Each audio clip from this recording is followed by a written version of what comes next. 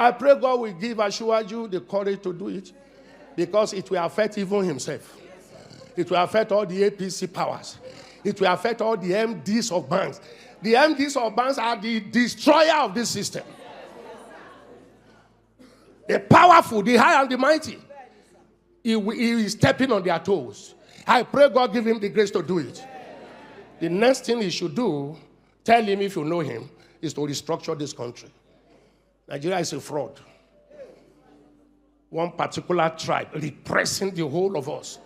Did you hear what Central Bank governor wants to do? Just a department, the operation department of Central Bank, to be moved back to Lagos, where you have 99% of the headquarters of bank. The North is agitated.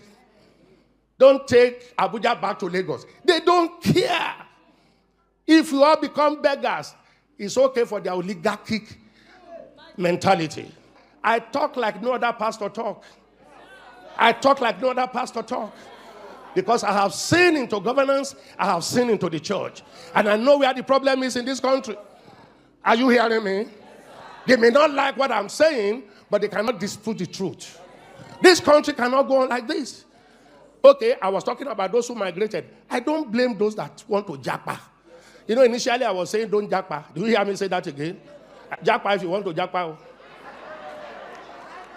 Because you look at the country and say, what future? If it goes on like this, what future? If it goes on like this, civil war is imminent. If it goes on like this, military intervention is imminent.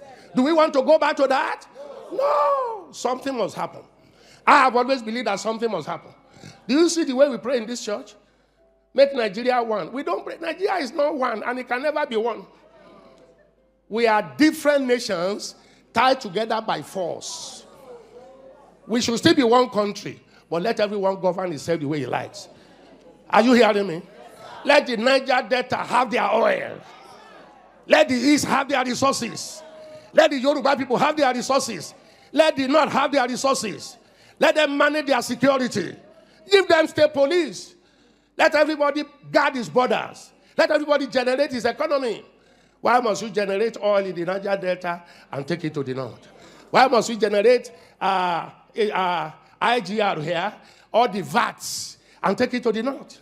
That generate nothing. The 10 key northern states have Sharia. Sharia says no to alcohol. Sharia says no to tobacco.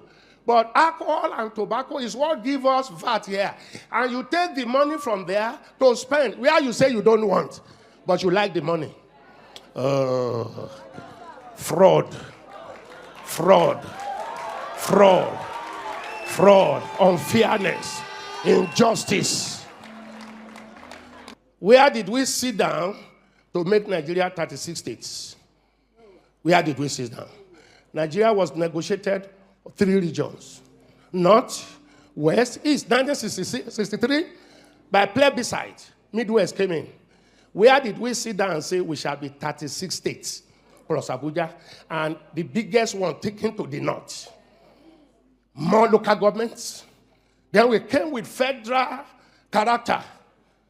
You are qualified, but from the tribe you came from, you can't be qualified. Now, you can't pass any law in that National Assembly without Northern approval. They are in larger quantity. Deliberately made so. All right, welcome back. Welcome back. The video you just watched is from a pastor, a former deputy governor in this nation called Nigeria. He is testifying to show you that what is happening in this nation is actually being engineered by politicians, the bourgeois. Meanwhile, Enugu in fear, tension as hoodlum overrun Nsukka, kill, maim residents. Hoodlums overrun Nsukka, kill, maim residents. 2 persons killed on Sunday at Ozi Edem, Nsukka by suspected kidnappers. Community leaders, youths, keep mum as the ugly trend continues in the university town. This is not the best of time for the residents of Nsukka town and even its environment in Enugu State, as hoodlums have literally invaded the town spying and abducting, maiming innocent citizens. Within Nigeria, gathered that for the past 1 month, residents have been living like rats in the midst of cats due to incessant and seemingly uncontrollable incidents of abduction in the town. On Sunday, two persons whose names are yet to be ascertained by our reporters at the press time were killed by alleged kidnappers at Ozi Edem, a neighboring community in the town.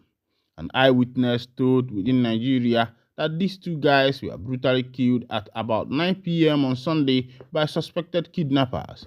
Another resident who spoke to a reporter under anonymity said all the people living around that area are currently sleeping in the bush since Sunday night. Explaining further, the source said that they came to kidnap a rich man in that village on Sunday night. The village youth alerted vigilante around 8 p.m. in the night. The vigilante came and stayed for a few hours after they left without knowing the kidnappers were hiding in the bush. Immediately, the vigilante left the compound of the man they came to kidnap because the man was not around, only the man's neighbor was around. Because they have missed their target, they opened fire and shot two to death instantly and started shooting sporadically, and many others sustained injury and currently hospitalized. As I speak with you, Nsukatan has been captured by real kidnappers and they are operating freely every night, especially from 7 p.m. in the night. Lamenting the ugly situation, our source alleged that nobody is doing anything or saying anything about it. The politician from Enugu North Zone don't feel for anybody. The state government feels like anything happening in Soka Zone doesn't concern them. The local government chairman is busy dissolving market leaders, revoking people's properties, going to kick out football tournament at Umoye on that particular Sunday. Obvious of that fact that kidnappers have taken over his local government. His brother is busy arresting innocent people that talk like a kidnapper, and the real kidnapper are operating freely. All right, welcome back. When I don't see as it happen, this one is happening live in Enugu State. When I join Agabakwano December, I hope we are going to celebrate this December because all the zone everybody wants to make it very quick, forgetting that there are times of ups and downs in this life, and they are all part of life. You have to take it like that. As it be, improvised explosive device (IED) explosion have killed two persons in a 200 housing estate under construction in Dalawa, Bono State. According to Channels Television, the incident occurred around 1 p.m. on Wednesday, about the time the Bono State Governor Bagana Zulum and his Yobe counterpart Mai Malai Buni were commissioning housing estate in Maiduguri, the Bono State. A source told Channels Television that a similar incident occurred on Tuesday, but with no details. Daily Post reports that Dalawa is 175 kilometers from Maiduguri and is one of the many communities destroyed and displaced by Boko. Zulum embarked on the reconstruction of the Lawa community with 200 houses. All right, this is happening in Bono State live. Of course, you know that the issue of BH affected a lot of building in that Bono State. But as it is, as the government has moved into, do some restructure and build new houses for the people that are living in that environment, the enemies of that state are still busy bombing those buildings. And this thing happened the same day that the governor was commissioning about 200 buildings that were built around that axis. And my point is, these people that are causing insecurity, what is their gain?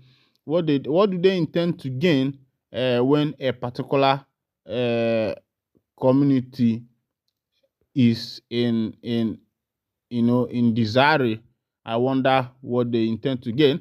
Other information dropping on my table now is that the members of the indigenous people of Biafra has called all the Ndi Igbo to return home for Christmas. That everywhere is safe. Olo. Okay. Some people say I'm talking too much. This time I'll be going direct to the information that is coming to my table, because as I did drop other informations they come. The indigenous people of Biafra, through its Directorate of State (DOS), has called on Ndi Igbo and Biafrans to return to their homeland to celebrate the Christmas season, assuring that its Eastern Security Network operative will ensure safety and a peaceful atmosphere during the festive period. In a statement signed by Comrade Ima Powerful, IPOB Medias and Publicity Secretary, the group reaffirmed its commitment to tackling insecurity in the Southeast region and emphasized its role in fostering peace and development. IPOB described Igbo as a historical peaceful region and urged all Igbos to contribute to maintaining harmony, which is critical for the region's economic growth. The group highlighted that peace and security in the Southeast should not lag behind other regions in Nigeria, even as it accused the Nigerian government of exacerbating insecurity in the region through militarization and alleged subjugation. All right, welcome back. This is coming from the IPOB wing, and the person tendering this information is Emma Powerful, calling Ndi Igbo to return for Christmas. Remember that Ali Igbo, once upon a time, is a place that people, even people in Alabeke, people all over the world, they usually wait, anticipate for this particular time to return home. But as it is, a lot of people now don't even think about coming for Christmas. Even some of my people, my own people that are living abroad and the rest of them, if you tell them now return for Christmas, that will be the end of the story for them. They will just change topic because it is nobody's fault that things are like this, but all the blames on our government that have decided to live by embezzling funds, because had it been that things are working out well, that the citizens are well employed, and the rest of them, the youths, are engaged in something doing, they wouldn't have, mananya bife ojula onu makara mmiri esigo n'isi megene gbalwa nkene ma ka ina amazama. All right, kenemunu. Because the people who are supposed to be protecting us are the one dividing and destroying us. Our politicians are still using the British method, divide and rule, and I wonder why they have chosen to divide us so far, why they have chosen to divide us that way. This is where I'll be winding down the curtain. I say compliment of the season to you and yours. If to now that time where we dey small, we dey go for people house, they say Baram Christmas. Bikonu unu ga Baram Christmas because other easy makana okono onu ka eji ekwu ife niile nwa na-ekwu. When I say onye chọrọ support anyị, onye na-emetu n'obi, onye ọlụ anyị na-adị mma, drop it on the comment section.